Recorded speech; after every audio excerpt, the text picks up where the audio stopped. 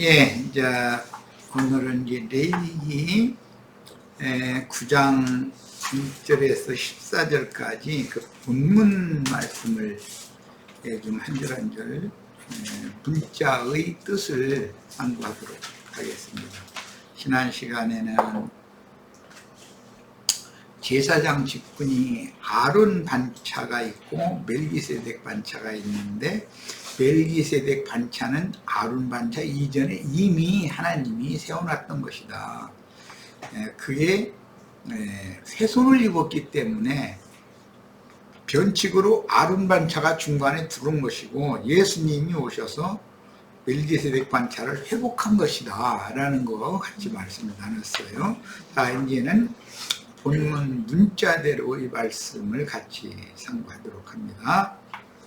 먼저 9장 1절에서 7절 자 읽고 시작합니다. 8째 날에 모세가 아론과 그의 아들들과 이스라엘 장로들을 불러다가 아론에게 이르되 속죄제를 위하여 흠없는 송아지를 가져오고 번제를 위하여 흠없는 순양을 여호와 앞에 가져다 드리고 그랬는데, 아론을 속하기 위한 속죄제를 위해서 흠없는 송아지를 가져와라 그랬는데, 이 송아지는 1년 되고 뭐 이런 용어가 없죠. 송아지의 나이가 기록되어 있지 않은 것이 특징이고, 여기 흠없다라는 용어가 1절과 2절에 동시에 사용이 됐는데, 1절에 아론의 속죄를 위하여 드리는 흠없는 송아지 할 때 그 흠없는 이라는 것은 벤이라고 내가 이제 여러 번 이 단어 소개를 했었어요. 남성 명사로서 아들, 손자, 자식, 후손 뭐 이렇게 여러 가지 의미로 번역하는 그런 뜻이니까 송아지의 아들의 문자대로 자면, 근데 이 송아지가 나이가 몇 살인지 이런 것이 없어요. 이제 다른 건 전부 1년 되고 흠없는 이렇게 어린 송아지가 된다는 것을 기록을 하죠. 이게 아론을 위해서, 아론의 속죄를 위해서 드리는 이 송아지는 흠없는이라는 용어 자체가 2절과 3절에 연거푸 이제 흠없는이라는 용어가 나오는데, 2절, 3절에 나오는 흠이 없다라는 말은 온전하다, 완전하다, 뭐 책망받을 일이 없다, 이제 그런 개념이지만, 아론의 속죄를 위해서 제물로 드려야 되는 송아지, 거기 흠없는이라고 한 이 흠없다라는 말은 아들, 손자, 자식 후에 이런 개념의 용어단 말이에요. 그러니까는 한글 번역은 같이 해놨지만 개념이 전혀 다른 의미를 갖고 있는 거예요. 자, 왕이나 대제사장이나 국가적인 제사를 대표적으로 행할 때 속죄 제물로 드리는 제물은 반드시 숫소를 드리도록 이미 레위기 4장 3절 4절에서 우리는 말씀을 나누고 왔으니까, 그러나 잊어먹었을 것 같아서 내가 일부러 다시 인용을 해드렸어요. 한번 읽어봅니다.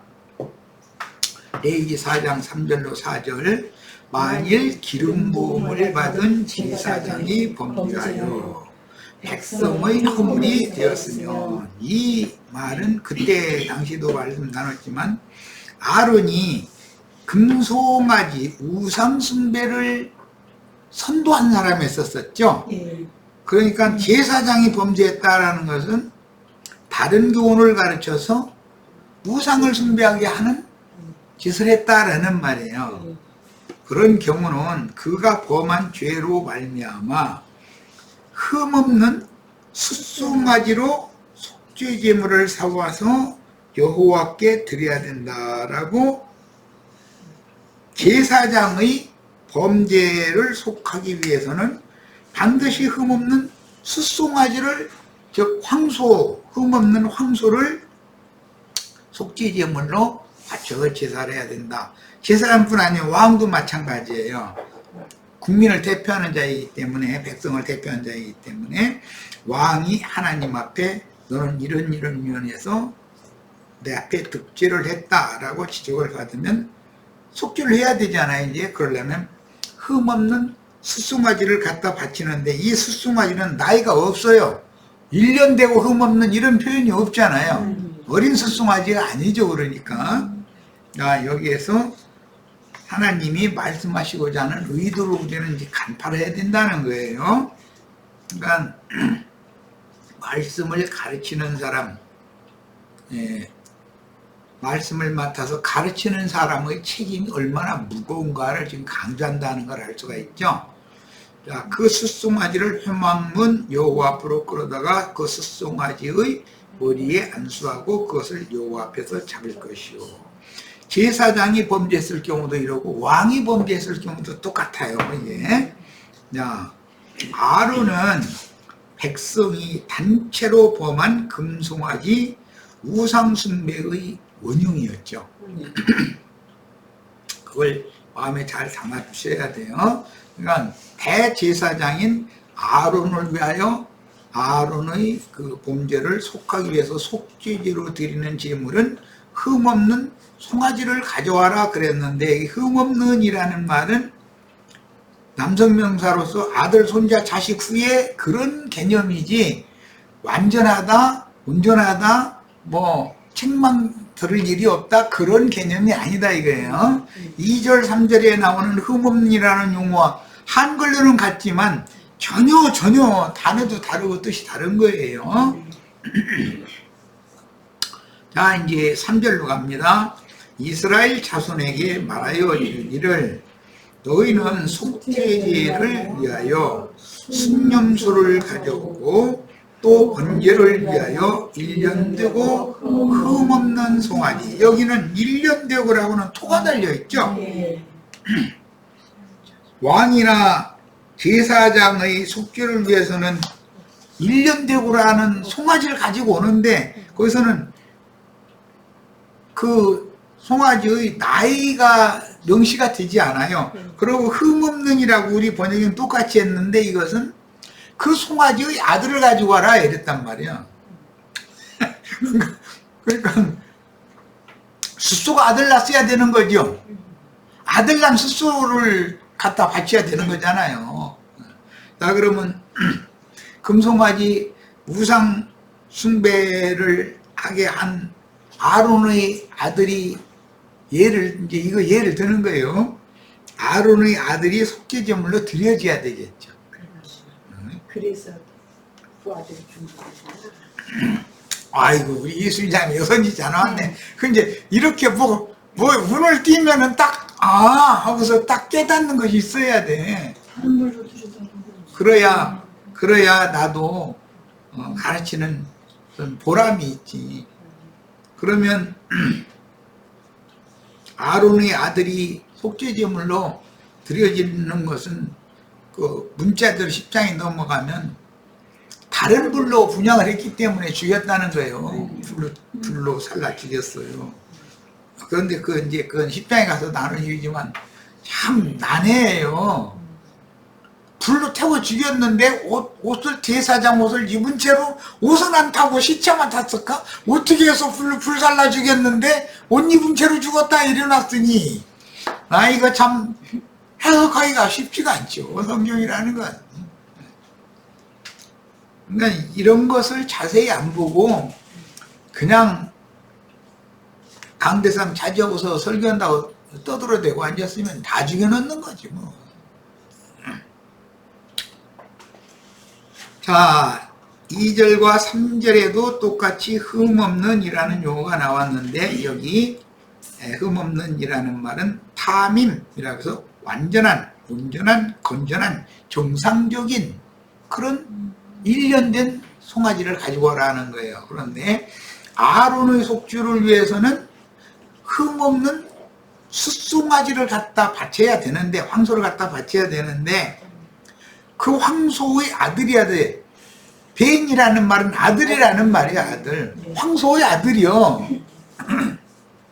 그걸 갖다 바쳐야 된다라고 9장에 이미 이게 나와 있다는 거예요. 자, 그 다음에 4절 또 화목제를 위하여 여호와 앞에 드릴 수수와 순양을 가져오고 또 기름 섞은 소제물을 가져오라 하라. 오늘 여호와께서 너희에게 나타날 것이니라 하며 그들이 모세가 명령한 모든 것을 호막 앞으로 가져오고 온 회중이 나와 여호와 앞에 서니라. 모세가 이르되 이는 여호와께서 너희에게 하라고 명령하신 것이니 여호와의 영광이 너희에게 나타나리라. 모세가 또 아론에게 이르되 너는 제단에 나아가 네 속죄제와 아론의 속죄제죠. 네 번째 아론의 번제죠. 를 드려서 너를 위하여 먼저는 아론을 위하여 제사를 해야 돼요. 왜 그런 거예요? 우상숭배의 지도자인데 백성들을 우상숭배로 끌고 간 죄가 있단 말이에요. 그 다음에 백성을 위하여라는 것은 맹신자들이겠죠. 아론이 금붙이 있는 게 꺼내 내놔 했더니 뭐 귀고리 금귀고리 다 이렇게 모아서 주니까 금귀고리 그 금 모아가지고 불에다 던졌더니 금송아지가 나왔다고 이러잖아요. 그러니까 아론과 그 백성들의 죄라는 말은 우상숭배로 인도하는 자와 맹신해서 우상숭배를 하는 백성들의 관계단 말이에요. 지금 목사님들이라는 사람들과 기독교인들의 관계를 잘 생각해 보시면 이해가 되죠, 이제. 백성을 위하여 속죄하고 또 백성의 예물을 드려서 예물이라는 온전히 바친 것이라는 뜻이고 코르반이라는 건 뭐 여러 번 설명했어요. 그들을 위하여 속죄하되 여호와의 명령대로 하라 그랬는데 여호와의 영광이 나타난다라는 것은 여호와께서 제사를 연락하신 증거로 여호와의 영광이 온 백성에게 나타나기를 여호와의 얼굴에서 여호와의 앞에서라고 우리 번역했는데 원은 그 얼굴이라는 말이에요.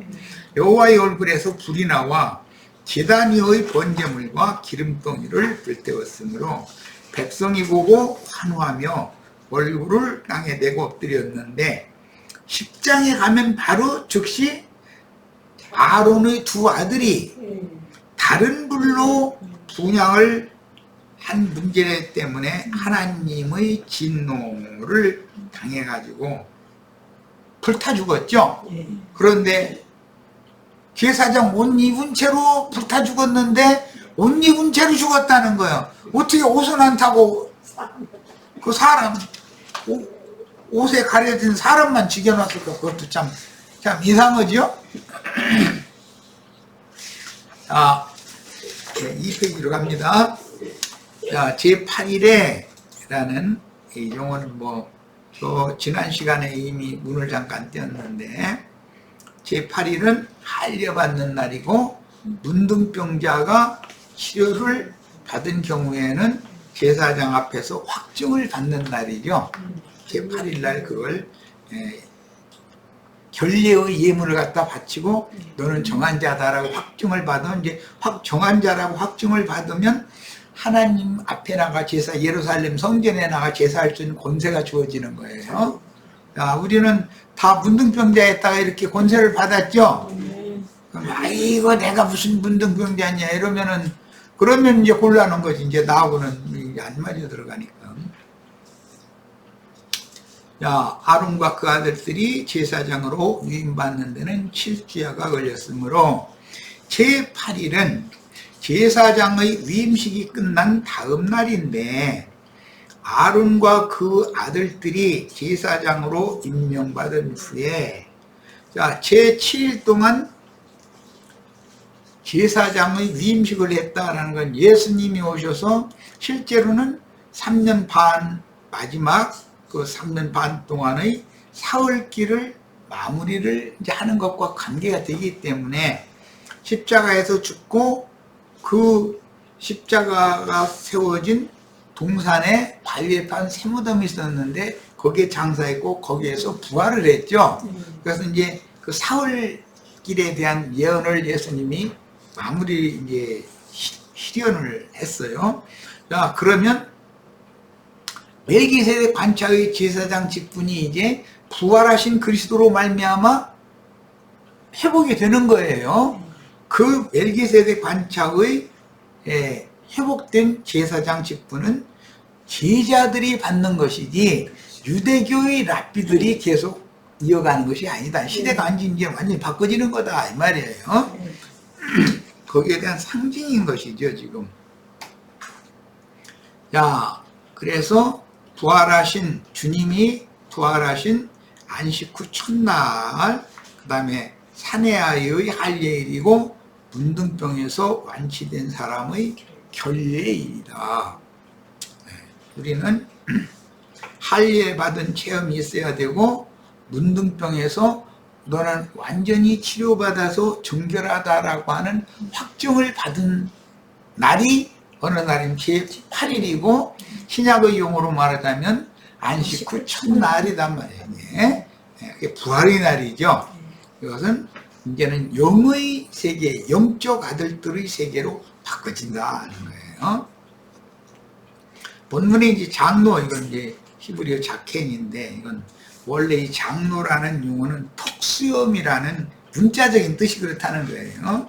자켄이라는 뜻은 톡수염이라는 그 어근에서 온 말인데, 히브리어의 자칸이라고 하는 말에서 파생된 말로서 나이가 들고 동망이 있는 노인 또는 백성의 지도자를 의미하는데, 아론이 제사장 직무를 수행하는 첫날 모세가 이스라엘 장로들을 부른 것은 그들이 이스라엘 각 지파를 대표하므로 그들로 하여금 아론과 그 아들들의 제사장 직분에 대한 공적인 증인들이 되어 모든 백성들에게 그들의 제사장 직분을 인정받게 하려는 거예요. 자, 12지파에 72명의 제사장을 세우려면 한 지파에 몇 명씩 나와야 돼요? 12지파인데 장로는 원래 70명 불렀다 그러면 원은 72인이거든요. 이게 70인역 성경 이런 게 원은 72인역인 거예요. 그러면 한 지파에 6명씩 나와야 되겠죠? 그럼 12지파니까 72명이 딱 나오잖아요. 그런데 이제 히브리인들의 그 기에스 방법에 의해서 5 미만의 수는 그냥 아랫수로, 5 이상의 수는 위에수로 이렇게 어림을 잡아서 계산하는 것이 그 셈족의 계수법이었기 때문에 70인의 장로를 불렀다. 12제자를 파송하고 70 사도 제자들을 또 파송하고 이게 전부 그런 개념을 이해를 잘 하시기를 바라요. 레위기 9장 2절에 아론에게 이르되 속죄제를 위하여 흠없는 송아지를 가져오고, 여기는 나이가 없어요. 송아지의 나이가. 흠없는이라는 용어는 흠결이 없다라는 개념이 아니고 무슨 뜻이라고요? 아들, 벤, 아들이라는 뜻이에요. 그러니까 이 송아지의 아들을 가지고 와라 이거예요. 개 흰놈이라고, 흰놈의 아들이라는 뜻이에요. 그 이제 그 흰놈의 골짜기를 지옥이라고 그러죠. 근데 지옥의 아들이 있어요. 지옥 사자라고 그러죠.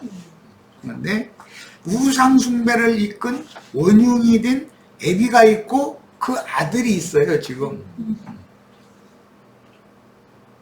흠없는 숫송아지를 가져오고 번제를 위하여 흠없는, 여기 두 번째 나오는 흠없는이라는 용어는 아무 문제가 없는이라는 뜻이에요. 그러니까 첫 번째 나오는 흠없는과는 개념이 전혀 다른 얘기예요. 야, 그러면 이게 무슨 뜻이냐 이제 보는 거예요. 우리 번역에는 다 흠없는이라고 번역을 했지만, 흠없는 송아지라는 말은 문자대로 좀 송아지의 아들이라는 뜻인데, 송아지의 아들 하면은 그거 참 이상하잖아요. 그런데 이 송아지의 아들은 거세한 송아지를 말하는 거예요. 흠없는 송아지를 갖고 라는 말은 거세한 송아지예요. 흠이 있는 송아지가 아들을 낳는데, 숫송아지가 아들을 낳는데 그 제물로 바칠 송아지는 거세해야 되는 거예요. 우리 연세 드신 분들이니까 불쳤다 이게 무슨 말인지 아시죠? 네. 불친 송아지다 이거, 불친 송아지. 셈족은 이 불을 간수하는 것이, 불 꺼뜨려 먹으면 그 며느리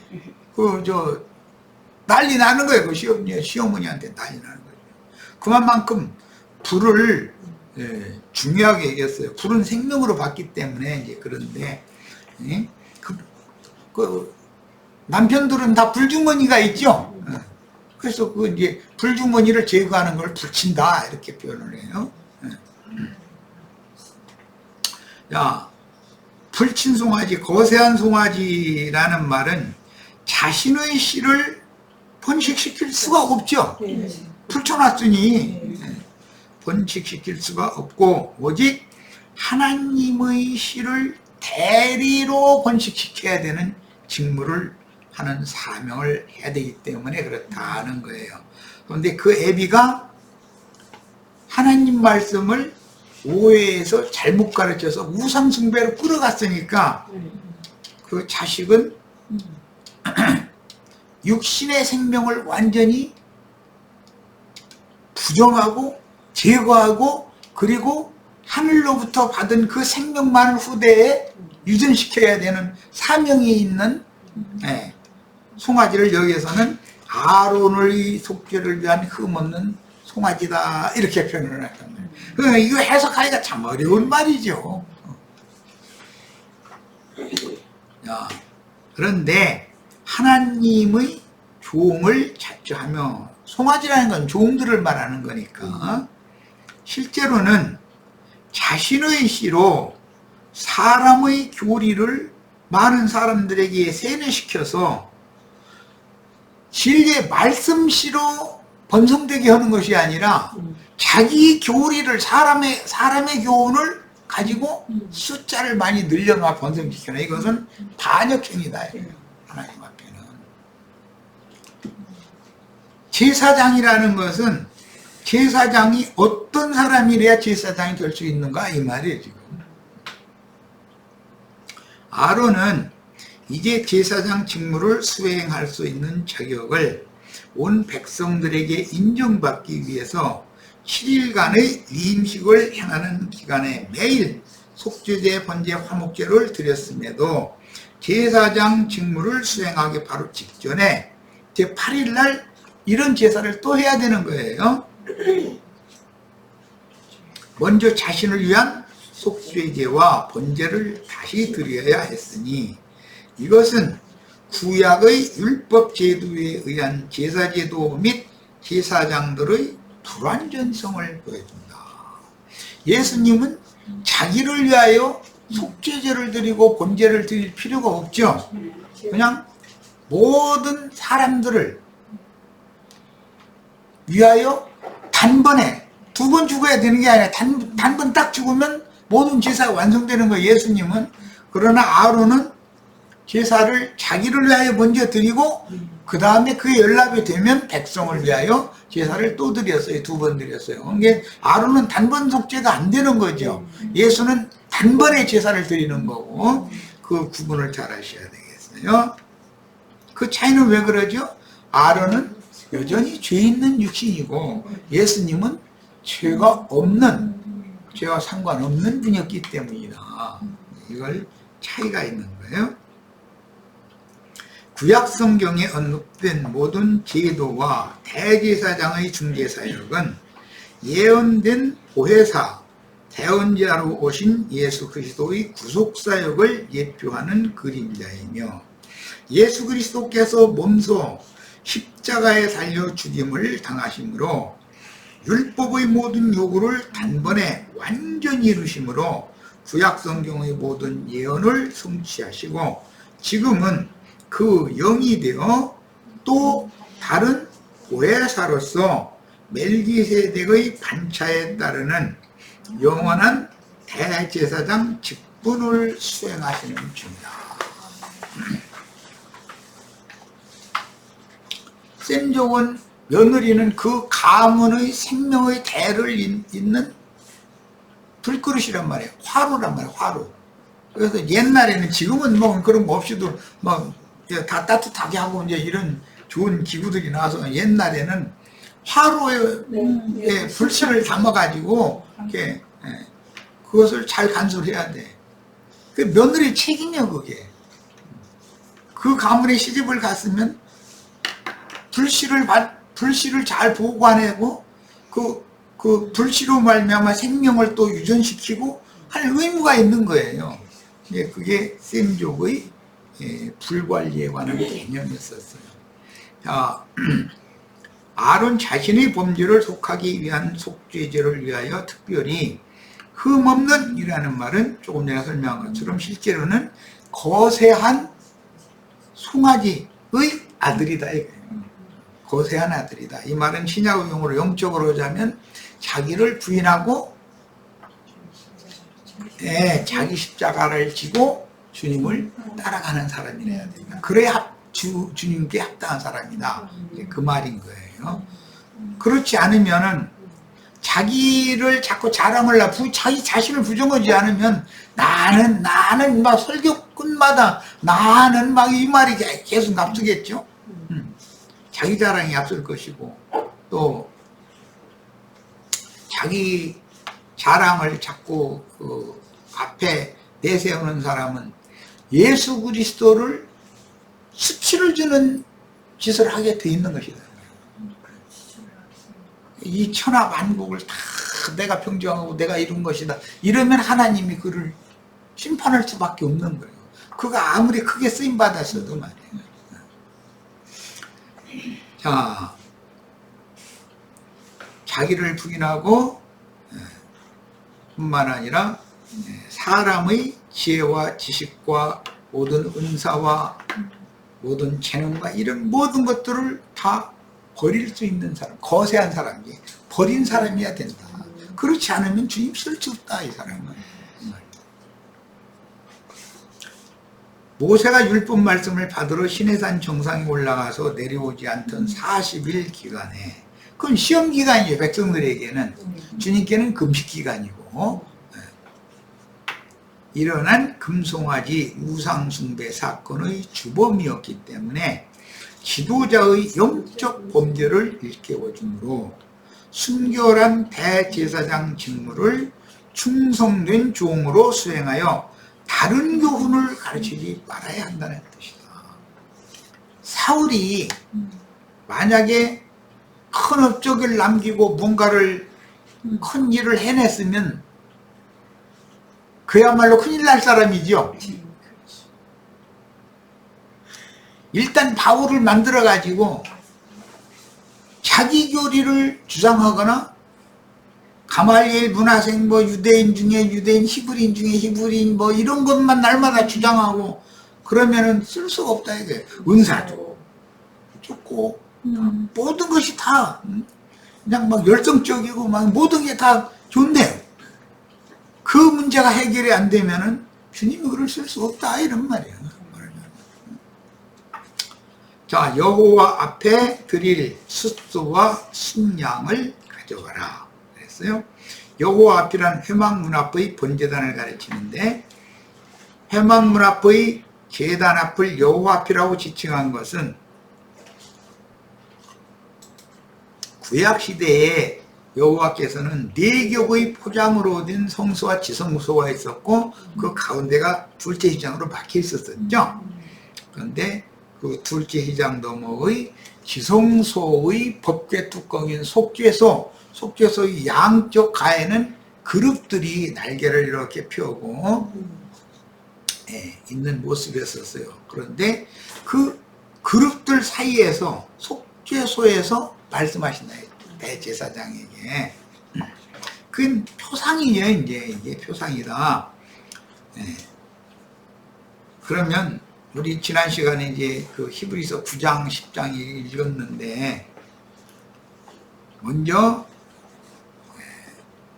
육신의 마음의 빗뿌림을 받는 것도 중요하지만 영의 생각에, 즉 양심의 피를 뿌림을 받아야 된다 이 말이에요. 속에서부터 정결케 되어야 된다. 그러면은 그 핏뿌림 받은 청결해진 양심을 통해서 주님이 말씀해 주실 수 있다는 거예요. 어떻게 말씀하시죠? 성경을 읽으면 깨달음을 주는 거죠. 계시. 하나님은 계시자이고 사람은 계시를 받아서 계시를 받으면 이상으로 깨닫는 거예요. 뭔가 깨달은 이상이 없으면 남을 가르칠 수가 없죠. 자, 레위기 이제 9장 3절로 9장 3절로 갑니다. 이스라엘 자손에게 말하여 이르기를 너희는 속죄의 제를 위하여, 이건 이스라엘 자손을 위한 거예요. 순념소를 가져오고 또 번제를 위하여 1년 되고 흠없는 송아지, 여기는 송아지의 횟수가 정해져 있죠. 1년 된 어린 송아지여야 되는 거예요. 그리고 양도 어린 양이라고 그랬어요. 그래서 여기에서 흠없는이라는 말은 1절에 나오는 흠없는이라는 용어와는 전혀 다른 용어예요. 그런데 한글 번역에는 그냥 흠없는이라고 번역을 한 거예요. 달리 번역하기가 어려우니까 그랬어요. 불친이라든지 거세한 이런 이야기는 이 한국 사람들만 해도 이게 에이 성경에 그런 얘기를 써놓으면 좀 그렇지 않나 이렇게 아마 생각을 했던 것 같아요. 그런데 그냥 직설적으로 써놓으면 오히려 더 이해하기가 쉽죠. 이제 본문 2장 하반절이나 2절 하반절이나 3절에 나오는 흠없는이라는 말은 담임이라는 용어는 완전한, 온전한, 건전한, 정상적인이라는 뜻이니까 남성명사로서 벤이라는 남성명사로서 아들, 손자, 증손자, 뭐 자손, 후손 이렇게 번역되는 용어와는 단어도 다를 뿐 아니라 개념이 전혀 다르다. 지금 한 말에 대해서 잘 이해를 하셔야 되겠어요. 제사장은 자신뿐 아니라 이스라엘 백성들 전체를 위한 번제, 소제, 속죄제, 속건제, 화목제를 드려야 했으니 이것은 이스라엘 백성과 하나님 사이에 가로놓인 죄악의 담을 걸고 하나님의 용서를 받은 이스라엘이 하나님의 영광 앞에 나아가는 길을 열어주기 위한 중보자의 책임이 곧 제사장을 위임하신 목적이었기 때문입니다.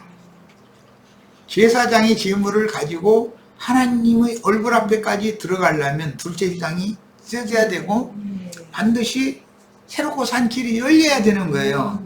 자, 그 사람에게 그런 계시가 임해서 그런 이상이 열리지 않았으면 백성들을 어떻게 하나님의 영광 앞으로 데려가겠냐 이 말이에요. 제사장 자신도 닫혀 있는데 사울일 때는 자기가 제일 잘 보고 밝게 한다고 생각했는데 알고 보니까 믿지 않고 몰라서 그런 짓을 했다는 거잖아요. 자, 본문은 모든 백성에게 선포하는 내용이 아니라 백성의 대표자들인 장로들은 12지파에서 각 지파에 몇 명씩? 6명씩 72명을 뽑는 거예요. 그런데 70장로라고 흔히 이렇게 말하죠. 유대교 공회는 72명으로 구성이 되는 거예요. 한 지파에 6명씩을 뽑기 때문에 그래요. 자, 백성의 대표자들인 장로들에게 선포된 말씀임에도 이스라엘 백성들이라 라고 지칭한 이유는 72명의 장로들은 이스라엘 모든 백성을 대표한다. 그 다음에 백성의 대표자들인 장로들에게 말한 것은 곧 백성 전체에게 말씀하신 것이다. 백성들의 실제적인 대표자들은 백성들과 함께 생활하며 백성들의 삶을 지도하는 어른들인 장로들이었던 것입니다. 이스라엘은 그래서 이제 장로교단이 이제 이런 것을 부분적으로 깨달아가지고 장로교단을 세웠죠. 이스라엘은 장로들이 치리하는 거다. 그래서 큰 예배당은 72인의 시무장로가 있고 이제 많은 장로가 있으니까 나머지는 뭐 시무장로가 아니라 현지에서 벗어난 그런 장로도 있고, 예, 많은 장로들이 있어도 현직 72인의 장로는 목사를 바꿔칠 권세가 있죠. 그 장로단 회의에서. 예, 그렇게 해요. 그게 장로교단의 특징이죠. 자, 레위기 이제 9장 4절입니다. 또 화목제를 위하여 여호와 앞에 드릴 스소와 수양을 가져오고 또 기름 섞은 소제물을 가져오라 하라. 오늘 여호와께서 너희에게 나타나실 것임이라 하매 그랬는데, 화목제는 모든 제사의 맨 마지막에 드린 게 화목제예요. 네. 제사장을 위해서 별도로 드리지 않고 이스라엘 백성 전체를 위해서 드렸는데, 제사 직분을 위임받은 제사장들은 이미 속죄제와 번제의 희생을 통해서 제사장직을 수행함으로써 하나님과의 교통, 즉 친교가 이미 회복된 사람들이 제사장들이다. 하나님과 교제를 나눌 수 있어야 제사장인 거죠. 중보 백성들의 죄인들의 중보자 노릇을 해야 되니까. 자, 이제 4페이지로 합니다.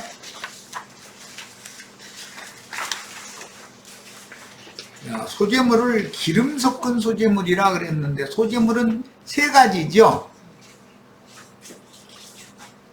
기름 섞어서 만든 떡이 있고 견병이 있고 과자가 있어요. 세 가지가 있어요. 전부 기름이 있어야 돼요. 이 기름이라는 것은 성령을 받은 영혼들의 상태를 지금 상징하는 거예요. 그런데 여기 소제물은 제자들이죠.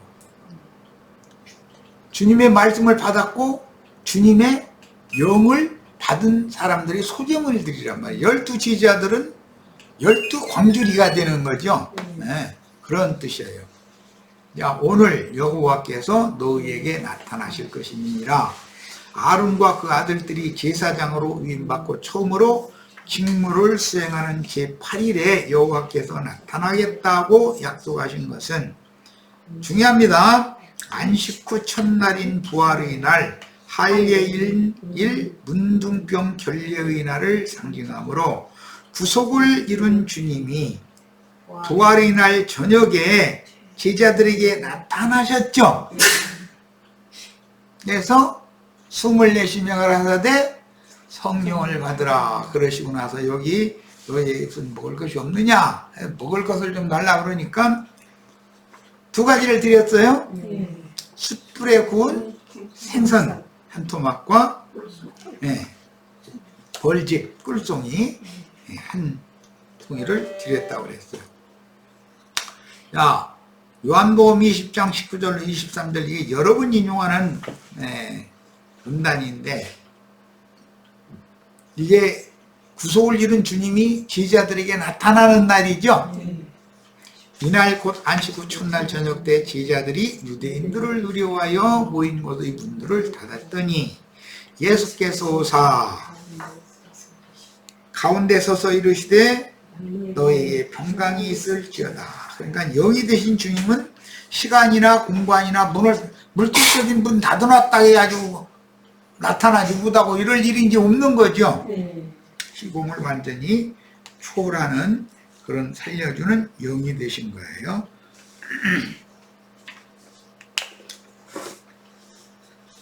자, 이 말씀을 하시고 손과 옆구리를 보이시니 제자들이 주를 보고 기뻐하더라. 예수께서 또 이르시되 너에게 평강이 있을지어다. 아버지께서 나를 보내신 것 같이 나도 너희를 보내노라. 이 파송, 보낸다라는, 보내신 이가 있으면 보내심을 받은 자가 있게 마련인데, 사도라는 말은 보내심 받은 무리라는 뜻이에요.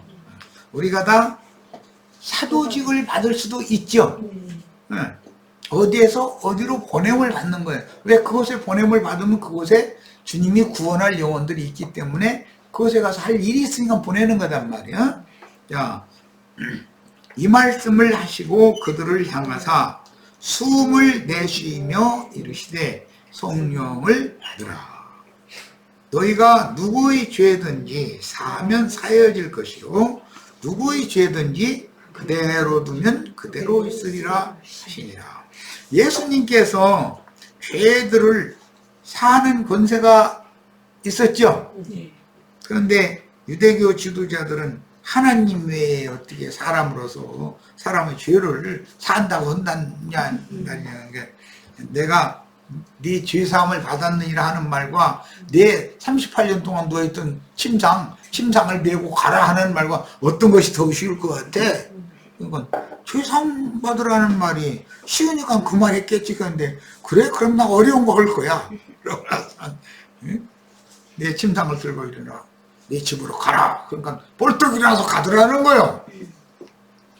그러니까 우리 형제 자매님들에게 아버지께서 예수님께 그런 권세를 맡긴 것처럼 형제 자매님들에게 오늘 그 영께서 이런 권세를 지금 맡기고 계신 거예요. 그러면 죽은 자를 살리고 모든 병든 자를 고치고 그 다음에 귀신을 쫓아내고 새방언을 말하고 이런 모든 권세를 맡긴 거예요. 그런 권세를 주신 목적은 보내서 사람들을 예수님이 제자들을 고친 것처럼 제자들이 또 나와서 똑같은 일을 반복해서 하게 해서 생명을 번식시키기 위한 거다 하는 거죠. 자, 레위기 이제 9장 5절로 갑니다. 그들이 모세가 명령한 것을 회막 앞으로 가져오고 온 회중이 나와 여호와 앞에 섬기라. 그래서 그들이라는 건 이스라엘 온 회중을 대표하는 72명의 장로들을 말하는 거예요. 이 72인의 장로들은 유대교 공회가 되는 거죠. 네.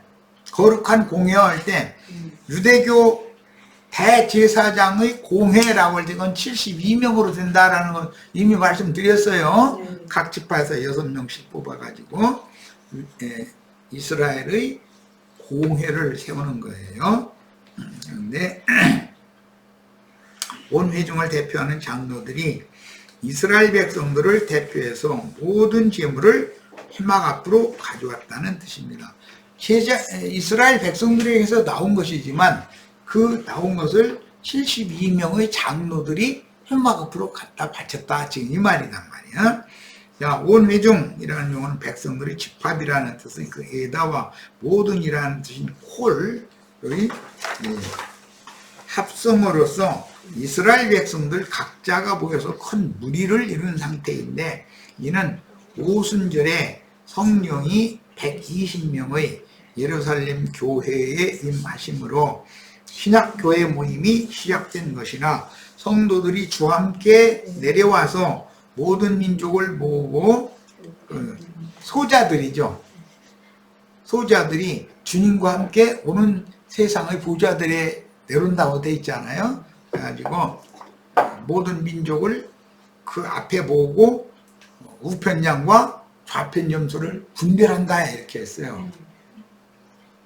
자, 이 말은 작은 소자들은 시청자들이 된 사람들을 말하는 거였었고 우리 형제 자매님들이 오는 세상 나라가 주와 그 그리스도의 나라가 되기 직전에 먼저 거룩한 성 새 예루살렘으로 데려감을 받았다가 거룩한 성 새 예루살렘과 함께 오는 세상에 내려올 때 주와 함께 내려와서 거기서 재판석에 앉을 수 있어야 된단 말이에요. 근데 72인이 이스라엘 사람들은 성문에 앉아서 그 마을 일을 토의하고 공포하고 그렇게 했었어요. 그런 것이 그들의 생활이었어요. 그런데 이게 오늘 우리 형제 자매님들에게 그대로 이제 이게 영적으로 적용이 되는 거예요. 다 그런 권세를 받기를 바래요. 자, 레위기 9장 6절로 갑니다. 모세가 이르되 이는 여호와께서 너희에게 하라고 명령하신 것이니 여호와의 영광이 너희에게 나타나리라.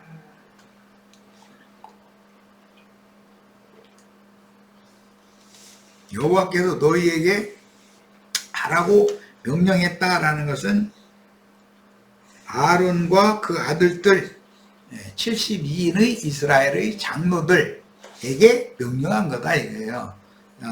이것이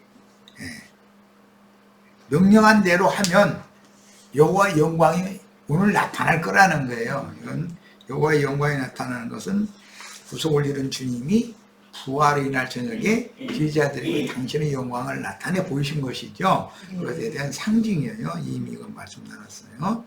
시간이 다 됐네. 그래, 그러면 잠시 쉬었다가, 다음 시간에 자료가 좀, 충분하겠다. 반, 잠시 쉬었다가 이어가도록 하겠습니다. Recording stopped.